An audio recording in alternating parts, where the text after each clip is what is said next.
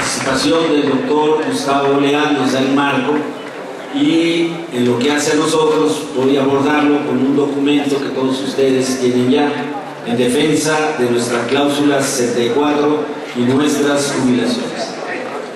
A partir de cifras catastróficas, el gobierno, sus voceros y organizaciones empresariales afines han iniciado una campaña mediática para preparar una nueva etapa en la privatización de la seguridad social y de las jubilaciones y pensiones de millones de mexicanos. Se habla de una crisis que viene de dimensiones apocalípticas, como resultado, dicen, de regímenes pensionarios que, según estos personeros, nunca fueron fondeadas. Se menciona, por ejemplo, que en 2010 el monto de estos pasivos laborales de pensionados y jubilados ascendieron a más de 14 billones, con B de bueno, representando el 104% del Producto Interno Bruto de nuestro país en el año de 2010.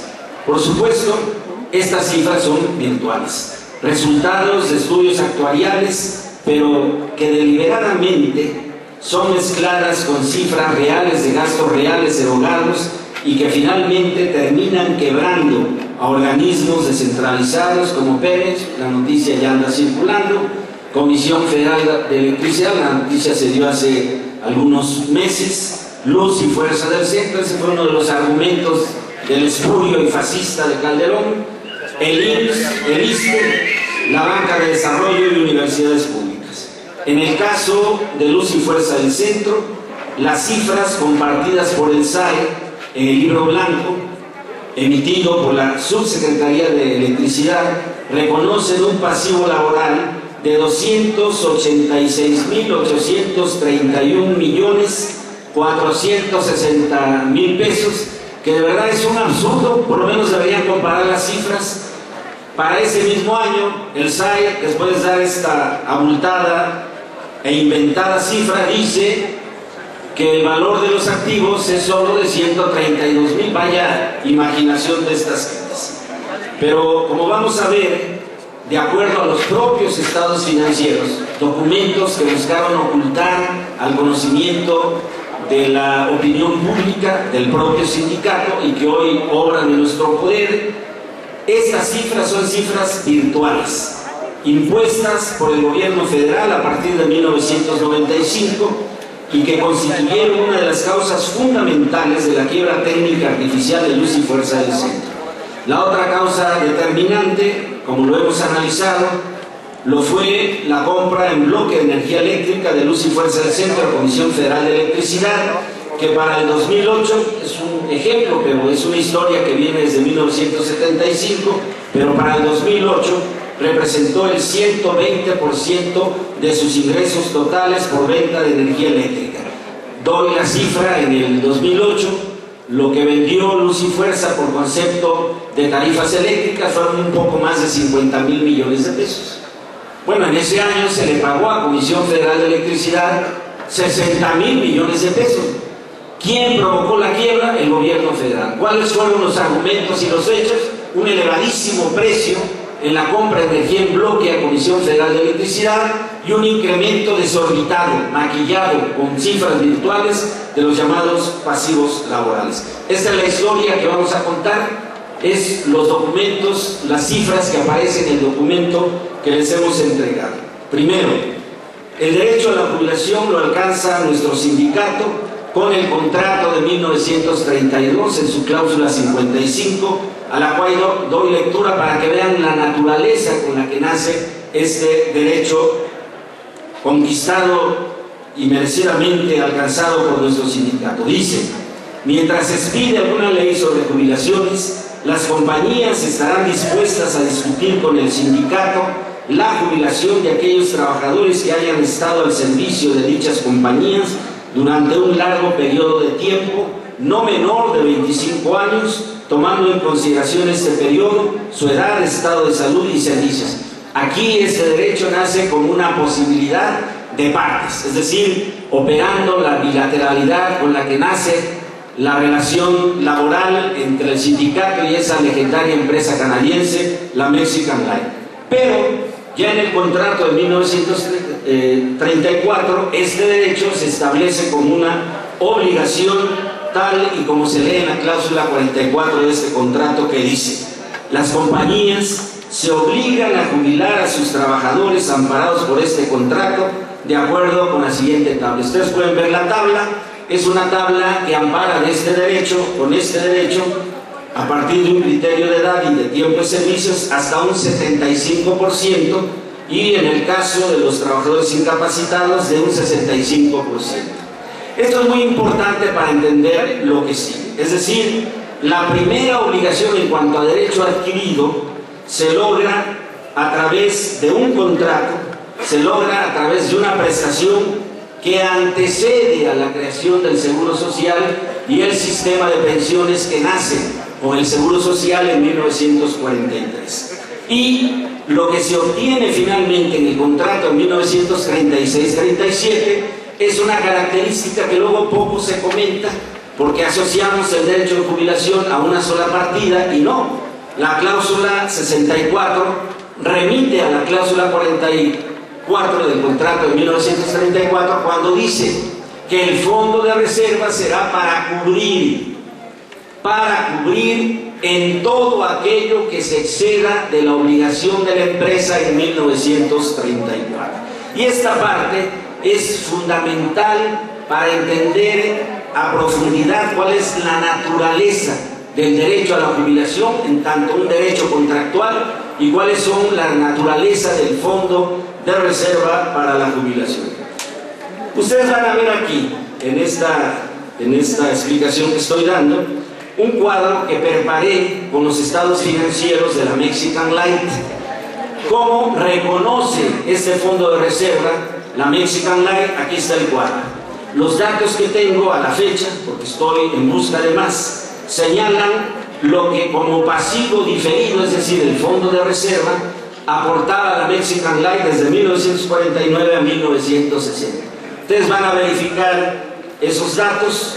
Hay que hacer la conversión de pesos canadienses a pesos mexicanos, porque van a quedar relacionados con los datos que todavía aparecen en la cláusula 64 cuando hablan del fondo de reserva, y remiten a la obligación cada 1 de mayo de cada año de aportar a ese fondo 16.400 milésimas del total de los salarios de los trabajadores de planta, del total de los salarios de los trabajadores de planta cada año.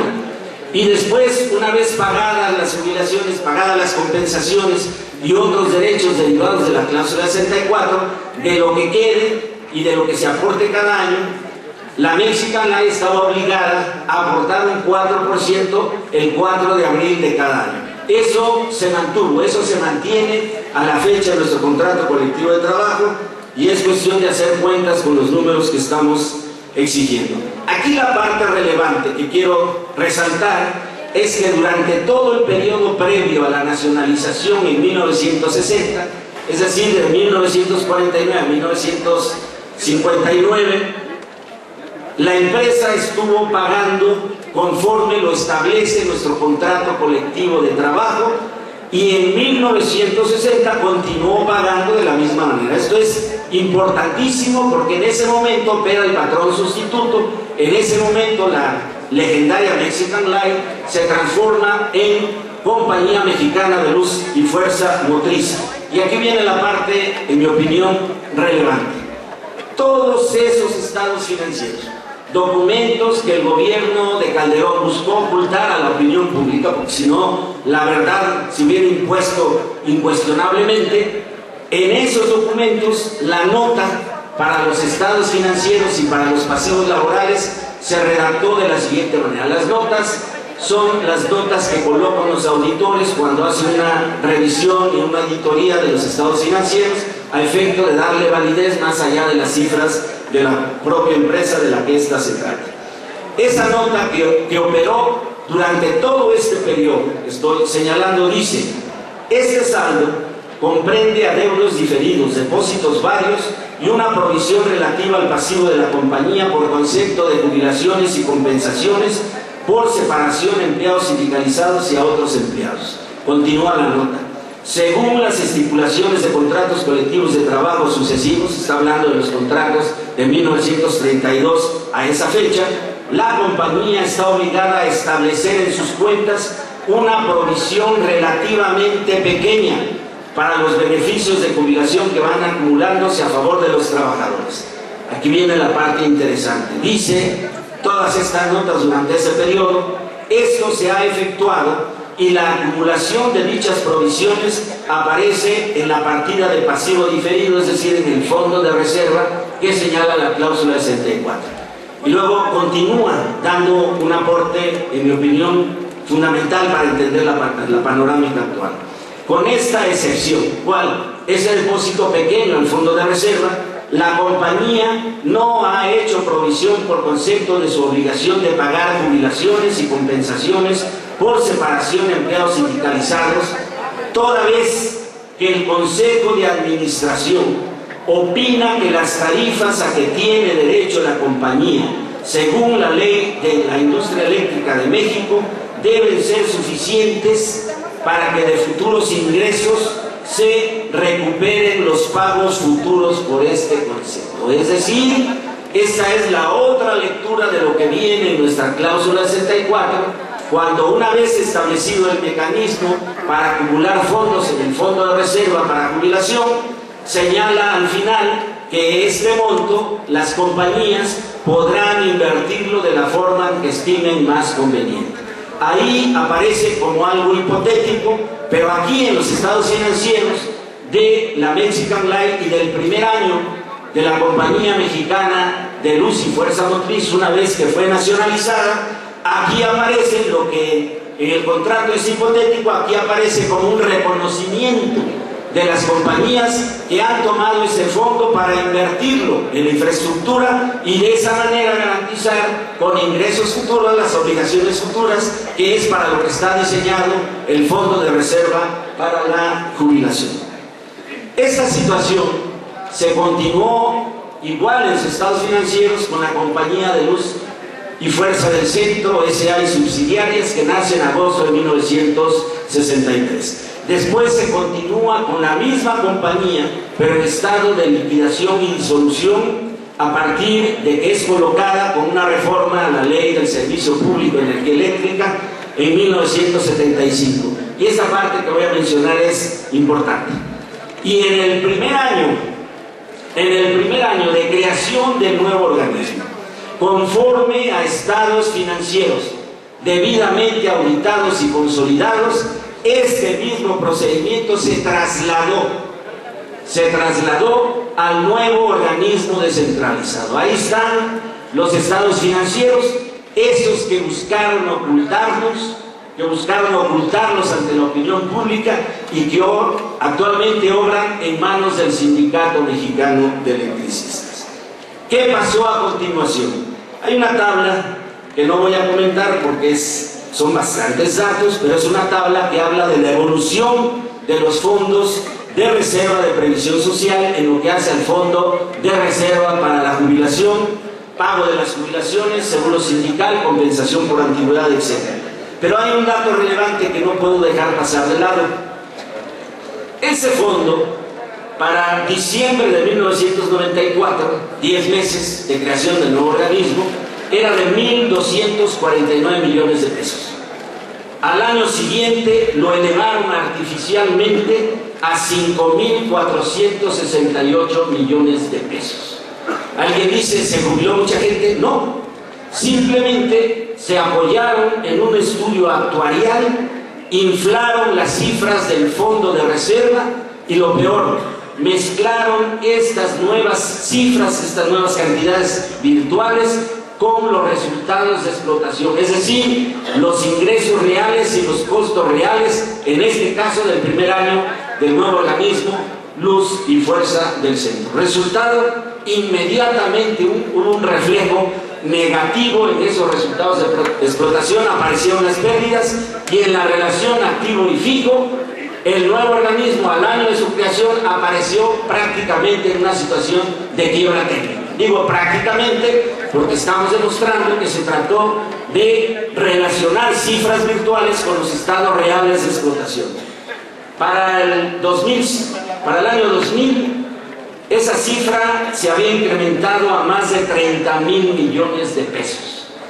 Para el 2005 ascendía ya a 68.000 millones de pesos, y para diciembre del 2008 ascendía ya para 102.990 millones de pesos, y como hemos señalado, basados en los propios datos del SAE, que consolida en un libro blanco la Subsecretaría de Electricidad en junio del año pasado, dicen ellos que ese pasivo alcanzaba ya la cifra de 287.000 millones de pesos.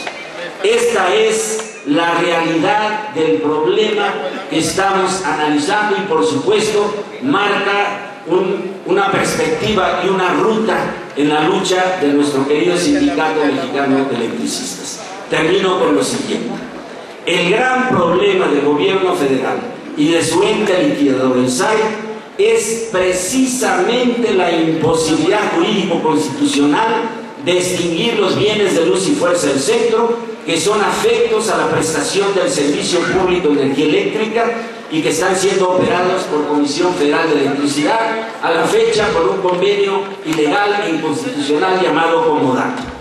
El Fondo de Reserva de Jubilación, pero también otros fondos como el Seguro Sindical, fueron invertidos, como hemos demostrado, desde su creación en la infraestructura eléctrica en la región central del país. Por lo tanto, sean filiales, organismos, divisiones, con el nombre que le quieran poner, y bajo la forma que adopte la prestación del servicio público de energía eléctrica, el Estado mexicano tendrá que asumir su plena responsabilidad en los términos del contrato colectivo de trabajo, en la garantía del Fondo de Reserva de Jubilación de los más de 20.000 jubilados, y hoy, como parte del triunfo que estamos conquistando, de los cerca de 1.400 compañeros de la Resistencia que van a ser jubilados en fecha próxima.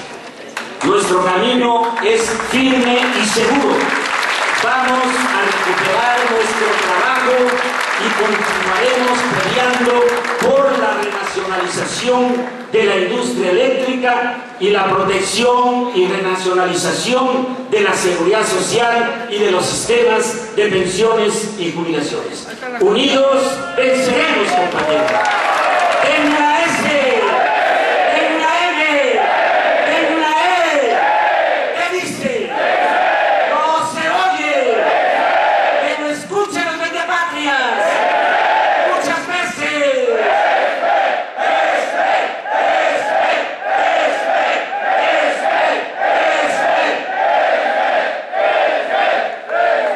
Muchas gracias.